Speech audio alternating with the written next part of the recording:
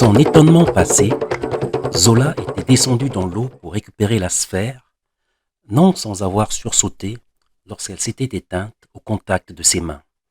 Après l'avoir soulevée avec précaution, il l'avait finalement rangée dans son sac et s'était allongé pour souffler un peu et digérer la baisse de pression psychologique que cette découverte avait déclenchée. Il avait aussitôt succombé à un long sommeil. Le froid le réveilla. La torche était éteinte depuis longtemps. À tâtons, la tête en feu, il la ralluma. Dans l'état dans lequel il se trouvait, escalader ou redescendre la falaise à la sortie du tunnel était impossible.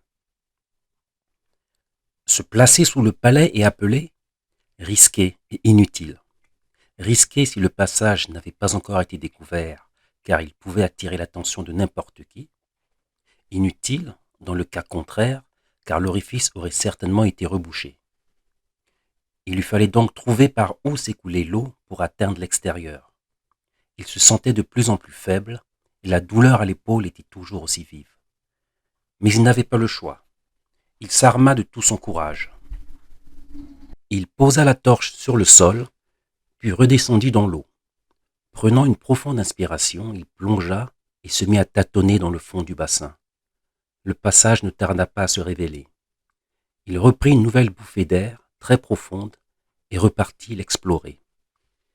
Il s'engagea dans l'étroite ouverture en s'aidant des parois pour avancer plus vite. Il avait toujours une main en protection devant lui. Il lui sembla que jamais il ne sortirait de ce goulot. Maintes fois, il voulut rebrousser chemin, maintes fois son instinct lui commanda de continuer. Maintes fois, son bon sens lui signala que de toute manière, le passage était trop étroit pour se retourner. Le manque d'air lui martyrisait les poumons depuis un petit moment lorsqu'il sentit de l'air dans ses cheveux. Il redressa la tête et aspira une bouffée qui lui fit beaucoup de bien. Dans la continuité du mouvement, il ramena ses jambes sous lui et se mit debout sur le fond rocheux. L'eau lui arrivait au-dessus de la taille. Dans le noir total, il ne voyait même pas ses mains. Tout doucement, il se mit à avancer, les mains en bouclier, plaçant ses pieds prudemment. Après une trentaine de pas, aucun obstacle ne l'avait arrêté. Il décida alors de retourner prendre son matériel. Estimant que le reste ne lui servirait plus à rien, il ne prit que la sphère. Il la mit dans le sac. De la taille d'une tête humaine et du poids d'une tête de mouton, elle le ralentit quelque peu dans le passage. Au moment où il crut que ses poumons allaient exploser, il émergea et il se remit à avancer droit devant lui, son précieux chargement sur l'épaule. Maintenant qu'il avait trouvé cet objet tant convoité, il ne savait pas quoi en faire. Le cacher? Où? Si la sphère agissait vraiment sur le roi, la déplacer influerait sur son action, et le prince étranger ne tarderait pas à s'en rendre compte. Il comprendrait alors très vite la situation. La détruire? Ce serait sans doute la meilleure solution, mais comment? Il n'en avait absolument aucune idée. Où y avait-il un lieu assez sûr pour la dissimuler de la convoitise de Cana? Et si... Il se débattit brusquement pour aspirer de l'air avant de se rendre compte qu'il lui suffisait de nager pour garder la tête hors de l'eau. Le sol venait de se dérober sous ses pieds, le surprenant dans ses pensées. L'eau fraîche avait un peu anesthésié la douleur de son épaule, mais les mouvements brusques qu'il venait de faire l'avaient à nouveau réveillé. Il ne se servait plus que d'un seul bras pour continuer son parcours. Ce tunnel ne finirait-il donc jamais? Peut-être ne menait-il pas à l'air libre? Ce n'était pas possible, les cours d'eau finissent toujours par voir le ciel. Son bras heurta quelque chose de froid et dur devant lui. C'était de la roche, encore une paroi. En tâtonnant une nouvelle fois dans l'eau, il constata qu'il y avait un nouveau passage. De toute évidence, il lui fallait de nouveau plonger et, n'ayant pas le choix, il ne se posa aucune question. Il s'enfonça sous la voûte, nageant aussi vite qu'il pouvait. Il n'eut pas à s'employer longtemps. Le passage s'était mis à rétrécir considérablement et le débit d'eau s'accélérait. Il devint même trop fort pour que le jeune homme puisse résister. Ballotté, il avala une, puis deux gorgées d'eau. L'air lui faisait cruellement défaut. Des milliers de petites aiguilles lui picotaient les poumons. L'instant d'après, il se sentit voler, aspirant du même coup à plein poumon tout l'air qu'il pouvait, avant de retomber à nouveau dans l'eau et de se débattre pour remonter à la surface. Un mince filet de lumière éclairait la chambre naturelle dans laquelle il venait d'aboutir. Il leva machinalement les yeux et les referma instinctivement. Il lui fallait les réhabituer à la lumière et il ne les rouvrit que progressivement. C'était une fente très fine qui ouvrait la roche en deux et qui laissait passer le rayon de lumière. Même un enfant n'y s'y serait que difficilement introduit. Tout en haut, sur un fond de ciel d'un bleu éblouissant qui lui fit conclure que le soleil devait être très haut, il put distinguer de la végétation. Son regard se porta alors autour de lui. Il était encore dans une grotte, à la différence que celle-ci recevait de la lumière, aussi faible soit-elle. Le boyau qu'il avait craché continuait à déverser son flot continu, d'une hauteur d'une dizaine de pas. Avec un tel débit, se dit le jeune homme, d'autres sources devaient certainement alimenter ce plan d'eau souterrain. Il se dirigea du côté opposé à la chute d'eau, regardant de gauche à droite pour essayer de distinguer les limites de la grotte. Il faisait encore assez sombre, mais il put distinguer une sorte de plateforme d'un côté. Son cœur battait de plus en plus fort à la perspective d'en finir enfin avec cette épreuve et aller voir de plus près ne le tenta pas. Il plongea encore une fois et se dirigea vers une faible lumière qui semblait l'appeler. Enfin, le bout du tunnel. Il accéléra sa progression et déboucha dans un plan d'eau qu'il reconnut presque instantanément. Il remarqua que l'eau était devenue plus sombre et même totalement noire, et ne put réprimer un frisson. S'il avait su plus tôt qu'il déboucherait dans cette eau-là, peut-être n'aurait-il pas plongé avec autant d'entrain. Une seule chose urgeait, en sortir le plus vite possible. Fallait-il qu'il soit vraiment fatigué pour qu'il soit resté aussi longtemps là-dedans sans se poser de questions?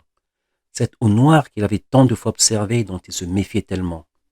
Il était en plein dedans. Il se dirigea vers le bord, où il y avait ces arbustes aux racines noueuses et aux branches qui léchaient l'eau. Il y en avait tellement que le seul moyen de remonter était de se hisser sur celle-ci. Il fallait bien faire attention à ne pas s'écorcher. Inconsciemment, Zola s'attendait à tout instant à sentir quelque chose contre ses jambes.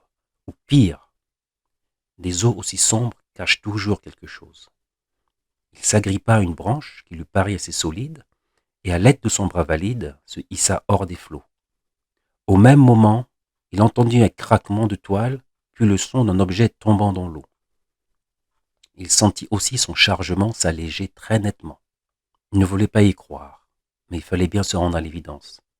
Son précieux chargement venait de lui fausser compagnie. Le sac avait accroché une branche cassée et s'était déchiré. Tout occupé qu'il était à ne pas se blesser, il en avait oublié son sac. Le fruit de son interminable expédition gisait maintenant dans ses eaux. Il se maudit de ne pas avoir été plus attentif. Mais aurait-il seulement pu l'être? Plonger pour le récupérer? Il aurait volontiers oublié que cette eau n'avait jamais exercé un quelconque attrait sur lui, bien au contraire. Mais il ne se sentait pas la force de plonger. Après tout, qui aurait l'idée d'aller chercher ce joyau à cet endroit? Personne ne savait qu'il était là. Personne, sauf lui. En attendant de trouver le moyen de s'en débarrasser définitivement, pourquoi ne pas le laisser là? Il suffisait de bien repérer l'emplacement. De toute façon, dans la vase, la sphère ne pouvait aller bien loin. Il continua donc son ascension dans les branchages pour arriver à la terre ferme. Il fit quelques pas et fut pris de vertige. Il s'assit au pied d'un arbre pour récupérer. Une douleur lui traversa la tête et il perdit une nouvelle fois connaissance, tandis que le soleil éclairait de tous ses rayons le royaume de l'Ouémo.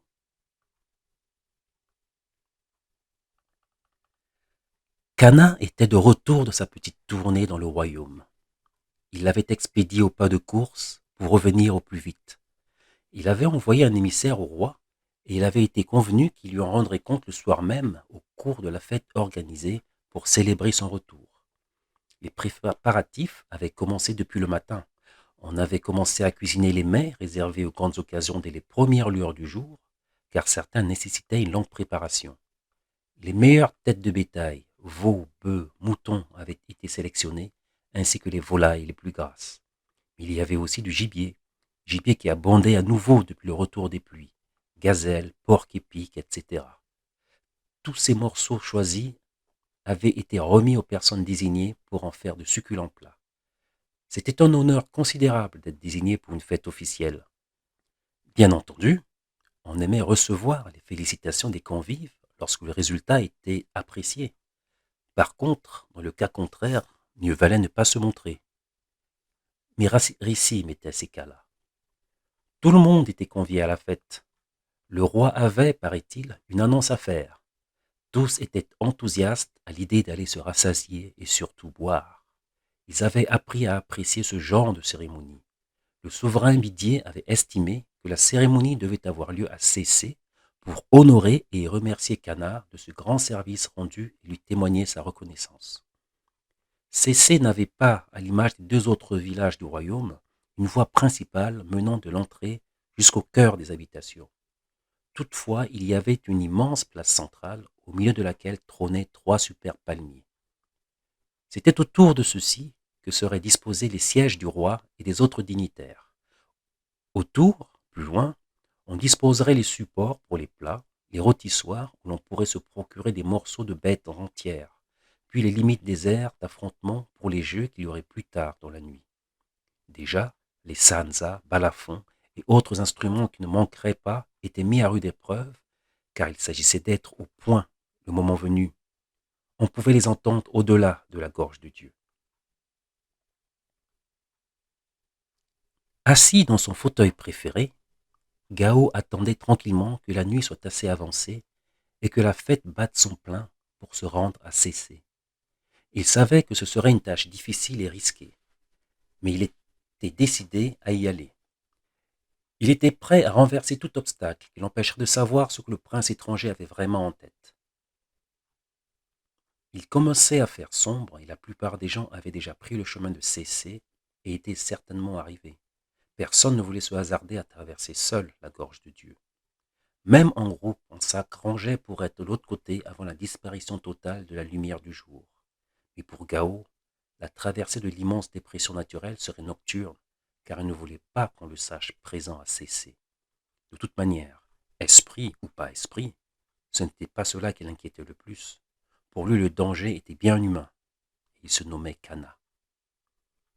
Le vieil homme entendit des pas approcher de l'extérieur. Il tourna la tête pour voir apparaître son petit dernier tenant un baluchon. « Pourquoi es-tu dans le noir, papa ?»« Je suis juste un peu fatigué. Je n'ai pas eu le courage de me lever et d'allumer les torches. Tu viens bien le faire ?» Le jeune garçon s'exécuta. « Grand frère est-il rentré de la chasse ?» demanda-t-il à son père. Non.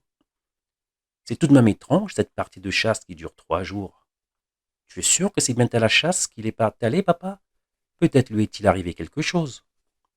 Mais non, ton grand frère est très habile et prudent. Il rentrera bientôt. Quelque chose me dit d'ailleurs qu'il pourrait bien rentrer ce soir. Je n'y crois pas à ton histoire de chasse, papa. Et pourquoi donc? Demanda Gao surpris. Le petit garçon s'approcha de son père et lui dit d'une voix chuchotante. Je crois plutôt qu'il est allé chercher les boules. L'ancien premier conseiller sursauta. Il agrippa l'enfant par les épaules. De qui tiens-tu cela? Comment sais-tu ce genre de choses? Je vous ai entendu parler l'autre soir ici. Je n'arrivais pas à dormir, répondit le garçon. En as-tu parlé à qui que ce soit? Non, grand frère m'a dit de ne rien dire à personne. Dieu soit loué, soupira le vieil homme en s'enfonçant dans son fauteuil. Mais que sont exactement ces boules, papa? Gao regarda son fils cadet, perplexe. Le regard de ce dernier était franc et direct, comme s'il lui disait qu'il ne servait à rien de ne pas lui dire la vérité. Que faire? Avoir confiance en lui et tout lui raconter, avec tous les risques que cela impliquait? D'un autre côté, l'enfant connaissait déjà l'existence des sphères et sa curiosité pouvait l'amener à commettre quelque imprudence. Et puisqu'il avait su ne rien dire lorsque son frère le lui avait demandé, pourquoi n'écouterait-il pas son père? Écoute, mon garçon. Il lui raconta toute l'histoire, la menace sur le royaume, la vie paisible, en péril. Il lui raconta jusqu'à la tentative de son aîné de récupérer la sphère sous le palais. Il ne lui fit toutefois pas part des soupçons qu'il avait sur Mokosi. À mesure que le récit avançait, Souka se faisait plus sérieux, plus attentif. Il paraissait de plus en plus concerné. Et c'est pourquoi je ne suis plus appelé à être auprès du roi. Mais ce n'est pas cela le plus important. Le plus important, c'est que ton frère réussisse à trouver cette sphère et à la détruire. En tout cas, à la garder hors de portée de Cana. Mais pourquoi est-il si méchant? Tu sais, mon fils, nous avons tous en nous l'amour, la haine, la sagesse, la folie, le bien, le mal. Il peut arriver que l'on domine chacun de ces sentiments, mais il peut aussi arriver qu'on n'y en arrive pas, et même pire, que l'on choisisse délibérément de privilégier son mauvais côté. Et dans ce cas, il arrive des choses comme ce qui arrive aujourd'hui avec le prince Cana qui répand le malheur autour de lui en faisant croire qu'il ne nous veut que du bien. Mais sache que lorsque l'on fait du mal, d'une manière ou d'une autre, on finit par le payer, mon fils. Et lorsque l'on fait du bien, on le paye aussi? Non, ricana le vieil homme. On ne le paye pas, on en est récompensé. Mais quand tu fais le bien, ne t'attends à rien en retour, car il arrive aussi que les gens ne soient pas reconnaissants. Si tu fais le bien, fais-le sans arrière-pensée, et Dieu te le rendra. Il regarda son fils qui l'écoutait, les yeux fixés sur lui. Soudain, une lueur y brilla. Mais papa, si le roi veut donner la princesse en mariage au prince étranger, il faut l'en empêcher. Elle doit s'enfuir. S'enfuir? Mais ce n'est pas si simple, mon petit. Elle est princesse. Elle doit assumer les responsabilités qui lui incombent et en premier lieu obéir à son père le roi. Et d'ailleurs, par où voudrais-tu qu'elle s'échappe? Son père l'a fait garder comme un nouveau-né. Le garçon ne répondit pas. Il semblait chercher une réponse. Il baissa les yeux. Grand frère saurait, lui, comment faire, dit-il d'un air dépité. Gao le regarda et sourit. Nsuka adorait Zola. Il était vraiment son idole.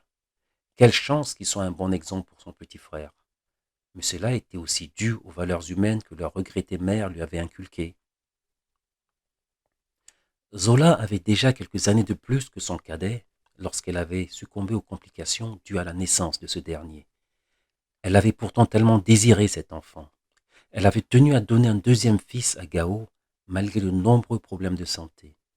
En le regardant, le vieil homme se disait que le prix à payer avait vraiment été élevé, mais il n'avait pas à le regretter. Souka était vraiment un gentil garçon. La princesse est trop belle et trop gentille pour qu'on la marie à quelqu'un d'aussi méchant. Tu as sûrement raison, mon fils. Gao se leva. Bien, il va falloir que j'aille à cesser. Je dois voir le vieux Mokosi. Tu ne sors plus, toi, hein? Non, de toute façon, je voulais me coucher après manger. Regarde, j'ai ramené du bon poisson de chez grande sœur. Il en aura même assez si grand frère rentre ce soir. Très bien. Alors je te laisse. À demain. À demain, papa, répondit le gamin en se serrant contre lui. Ces mots furent le dernier que l'ancien premier conseiller échangea avec son fils cadet.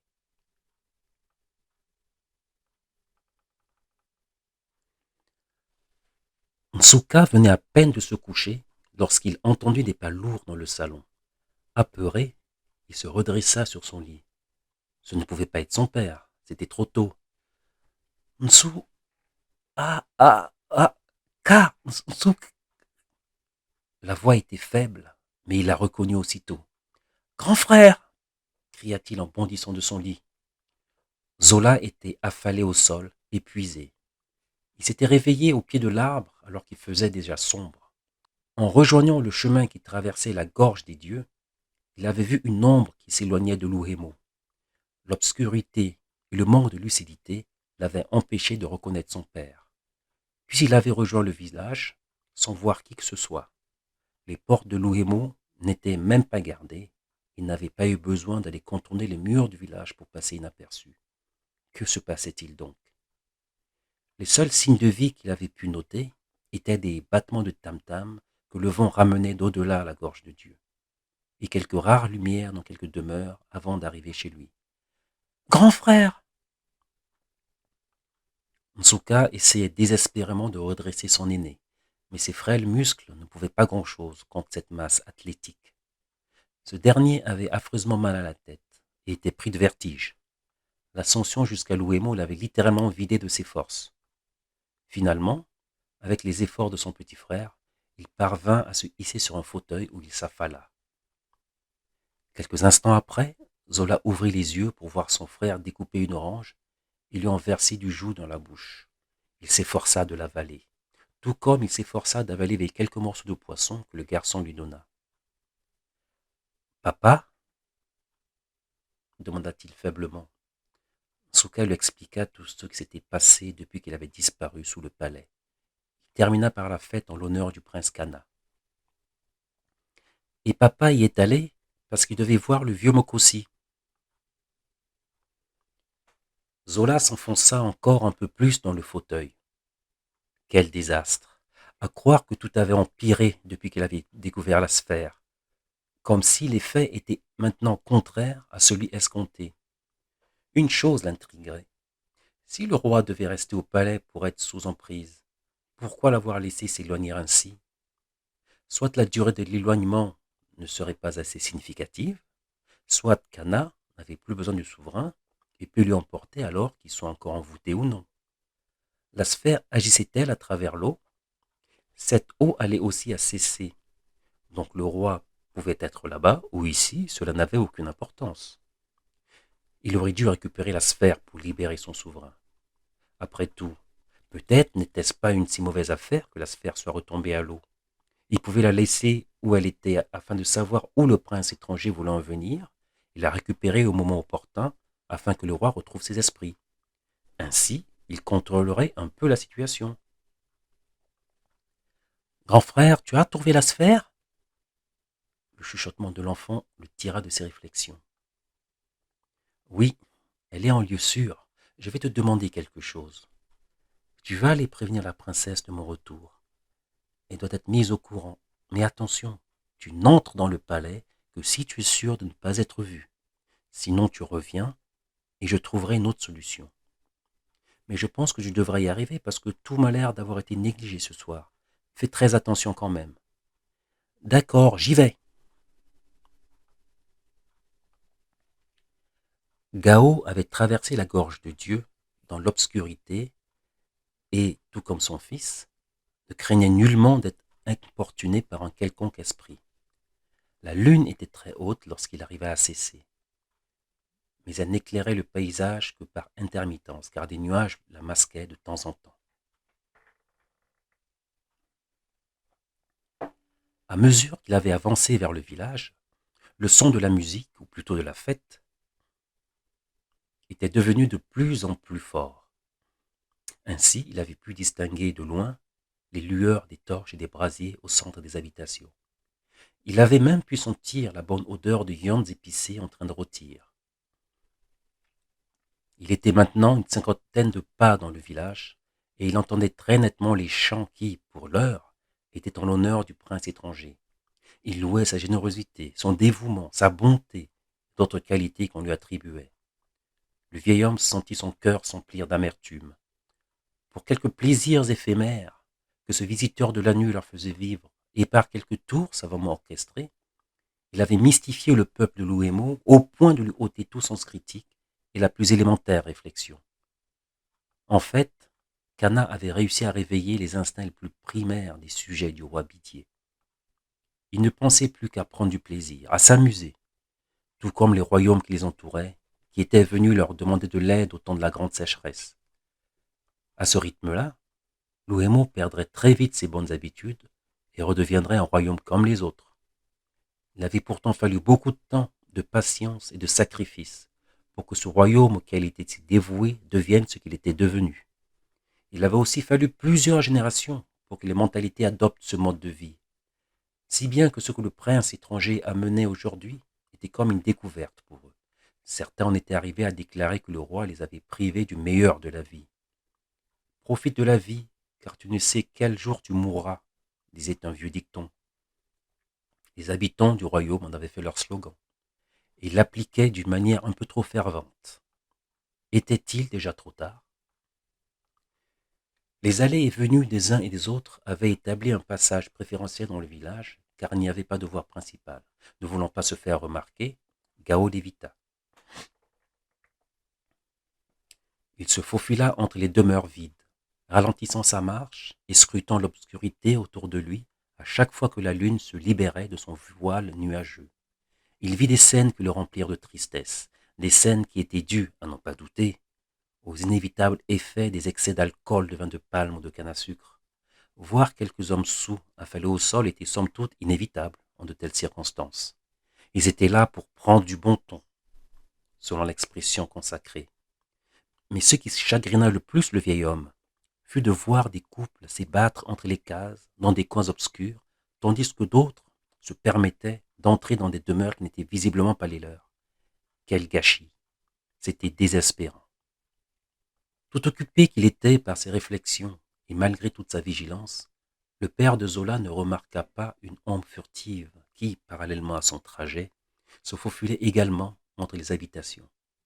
Il était maintenant assez proche de la place centrale de Cessé, et le roulement des tam-tams lui en glissait déjà les oreilles. La place était pleine de monde et en pleine ébullition. Les gens bavardaient, criaient, dansaient, ne s'occupant en rien de ce qui se passait autour d'eux. Tant mieux, se dit-il. Il courait ainsi moins de risques d'attirer l'attention. Il localisa les palmiers et essaya, à la lumière des torches, de reconnaître Mokosi. Il réussit à le voir, mais il lui était bien sûr impossible de l'approcher. Surtout sous les yeux du roi, pour ne pas parler de Cana. Tout ce qu'il pouvait faire était d'attendre que le conseiller de Kiasi s'éloigne du centre de la cérémonie, pour une raison ou une autre. Il se chercha un endroit à partir duquel il pourrait garder un œil sur son objectif et se mit à patienter. Il ne s'écoula que peu de temps avant que Mokosi ne fasse ce que Gao espérait. Mais malheureusement, le conseil de Kiasi se dirigeait de l'autre côté de la place. Gao partit avec un petit retard car au moment où Mokosi s'était levé, il avait détourné son regard. Aussi vite qu'il put, il entreprit de contourner la place en se faufilant entre les habitations pour l'intercepter. Arrivé de l'autre côté, il regarda autour de lui, mais Mokosi avait disparu. Il resta un moment immobile, guettant la moindre apparition. Ne voyant pas le conseiller se manifester, Gao décida de se diriger vers l'extérieur du village. Une vingtaine de pas plus tard, il tomba nez à nez avec l'homme qu'il recherchait. Ce dernier revenait sur ses pas. Mokosi! Il le prit brusquement par l'épaule et l'entraîna dans un coin discret. Mokosi, je suis sûr que tu as des choses à me dire. Mais de quoi veux-tu parler? Que veux-tu dire? Le conseiller de Kiasi semblait effrayé. Il jetait des regards furtifs autour de lui, comme s'il craignait d'être surpris en compagnie de son ancien supérieur. Tu ne sais pas de quoi je veux parler? Reprit ce dernier. Alors dis-moi le pourquoi de ton regard inquiet. Que ou qui crains-tu? Dis-moi ce qui s'est passé le jour où Mongo est mort. Ne me raconte pas des mensonges. Nous nous connaissons depuis trop longtemps. Gao n'avait aucune preuve de ses soupçons sur Mokosi, mais il espérait le faire céder en se montrant sûr de lui. Cela fonctionna. C'est Kana, balbutia le conseiller. Il m'avait déconseillé de prendre la route avec eux. Oui, cela je le sais, mentit Gao. Mais que s'est-il passé dans la gorge de Dieu? C'est ce que je veux savoir. Je ne sais pas. L'ancien premier conseiller prit un air irrité et excédé. Écoute, tu as trahi ton peuple, tes frères. Alors rachète-toi pendant que tu le peux encore. Les conséquences de tes actes sont déjà très graves, mais elles peuvent être bien pires encore. Tu as déjà causé la mort, Mokosi, mais tu peux par contre en empêcher d'autres. Tout ce que je sais, c'est que c'est Opoku qui exécute les ordres de son maître. Mais je te jure devant Dieu et nos ancêtres que je ne sais pas plus que toi sur les causes de ces drames. Du regard, il suppliait Gao de le croire, et ce dernier le trouva sincère. Au point il en était, il n'avait aucune raison de mentir. Pourquoi cette trahison? Que t'a-t-il promis? Il, il m'a promis qu'il me permettrait de revoir ma femme, lâcha Mokosi. Gao eut un mouvement de recul, surpris. Ta femme?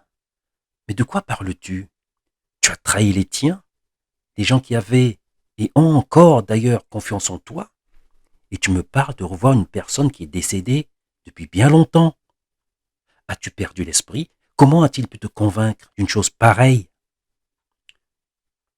Je voulais juste revoir ma femme, la voir à nouveau à mes côtés. Tu sais bien qu'il y a des êtres qui ont ce pouvoir de faire revenir les disparus. Je crois qu'il en est. Je ne comprends pas, Mokosi, es-tu devenu fou? Moi aussi j'ai perdu ma femme. Nous ne sommes pas les seuls dans ce cas. Quand on meurt, on ne revient pas. Comment compte-t-il s'y prendre pour y arriver? Il n'est pas Dieu. Même Dieu n'a jamais ramené qui que ce soit. Comment a-t-il pu te faire croire cela? Il va acquérir un pouvoir qui va le lui permettre. Tu n'en crois tout de même pas un mot, Mokosi. Et même, à quel prix?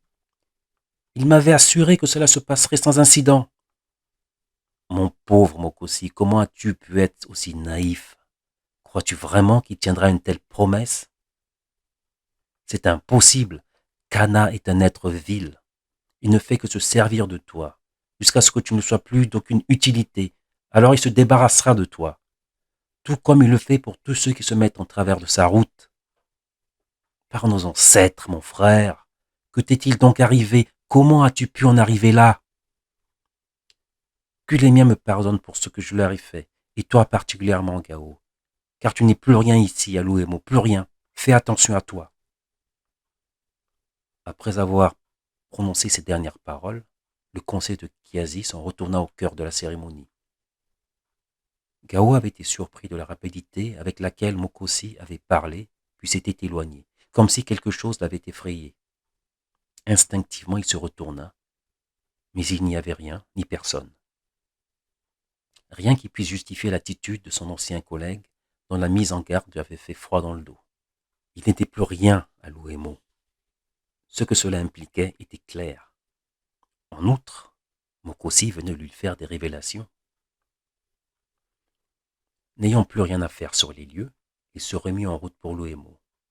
La lune, cette nuit-là, était vraiment lumineuse, malgré les quelques nuages qui la masquaient de temps en temps. Sa lueur donnait à toute la région un aspect féerique. La fête battait son plein et les sons des instruments et les odeurs de mai s'envolaient dans le ciel. C'était une superbe nuit, pensa Gao, mais les soucis qu'il avait en tête l'empêchaient de l'apprécier à sa juste valeur. Il marchait vite. Il n'avait aucune crainte d'éventuels esprits, mais il se méfiait tout de même des hôtes nocturnes des lieux. Les déclarations de Mokosi lui trottaient dans la tête. C'était complètement insensé. D'un autre côté, si Kana avait fait une telle promesse, peut-être était-ce parce qu'il pouvait la tenir, même s'il n'était pas le genre de personnage à tenir ses promesses. Le plus étonnant était qu'il ait réussi à convaincre son ancien subordonné. Quant à Opoku, il était le plus proche compagnon de Kana. Ainsi, qu'il soit l'exécuteur des basses œuvres n'avait rien d'étonnant. Il était donc celui qui avait du sang sur les mains. Un léger craquement de brindilles sèches ramena son attention à son environnement. Il se trouvait en plein dans la gorge de Dieu. Sûrement un petit animal, se dit-il. Il continua son chemin. Pourtant, quelques pas plus loin, une mauvaise sensation le poussa à se retourner. Il eut juste le temps de faire un pas de côté pour éviter un projectile qui lui avait été destiné par Opoku. Ce dernier se tenait en plein milieu du chemin, 2 baguettes de bois dans une main et une boîte dans l'autre. Le projectile était tombé à 3 pas environ derrière Gao. Dans le clair de lune, il distingua furtivement une espèce d'araignée grosse comme une main, aux pattes à moitié coupées. Elle s'agitait sur place, incapable de se mouvoir et passablement excitée.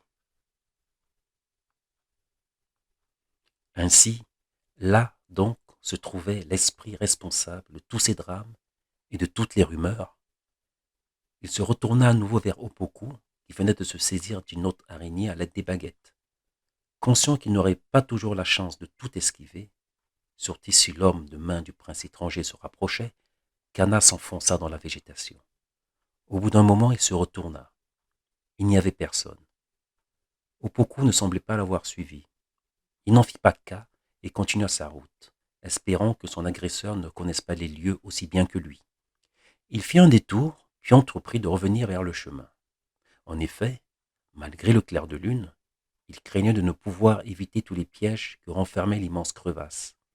Il se demandait si Opoku n'aurait pas l'idée d'aller l'attendre directement à Luemo.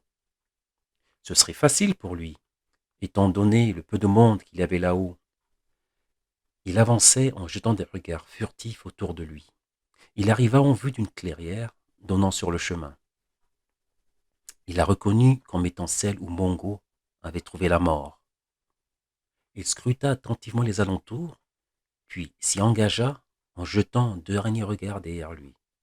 Il ramena alors les yeux devant lui. La surprise et la peur le firent reculer précipitamment. À moins d'une dizaine de pas sur le chemin se tenait une panthère.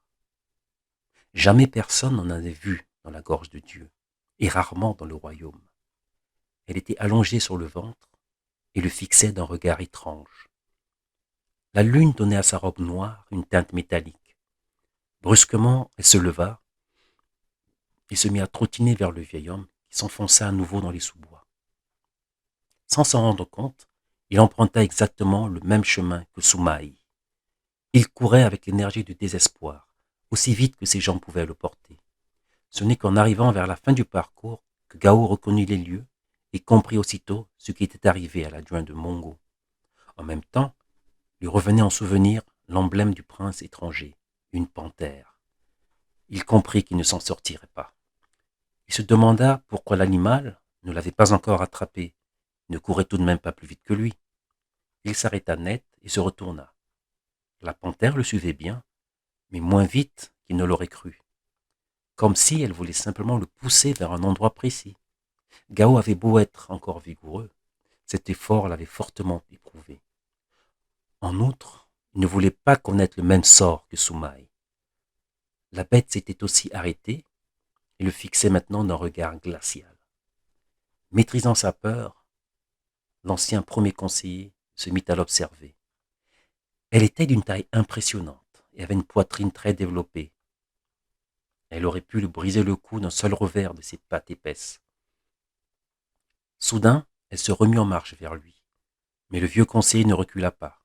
Au contraire, il fit un pas en avant. L'animal fut surpris et s'immobilisa. Gao remarqua alors une chose étrange qui lui fit courir un frisson dans le dos. Cette créature ne laissait aucune trace de son passage, et surtout, elle ne dégageait pas d'ombre. Il sut alors qu'il n'avait pas affaire à une créature ordinaire. « Qui es-tu » hurla-t-il de colère et de frayeur. « Et que... » Il ne termina pas sa question. Un contact au cou, immédiatement suivi d'une violente douleur qui lui coupa le souffle. Non loin de lui retentit un ricanement. Il tomba à genoux, le regard devant lui. La panthère avait disparu. Il s'affala sur le dos. Déjà, il pouvait à peine bouger. De son regard troublé, il reconnut une silhouette qui s'approchait de lui, des baguettes à la main. Quelque chose en tomba, mais il ne sentit rien.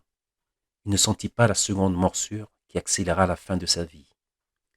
Il sentit une sensation étrange l'envahir progressivement.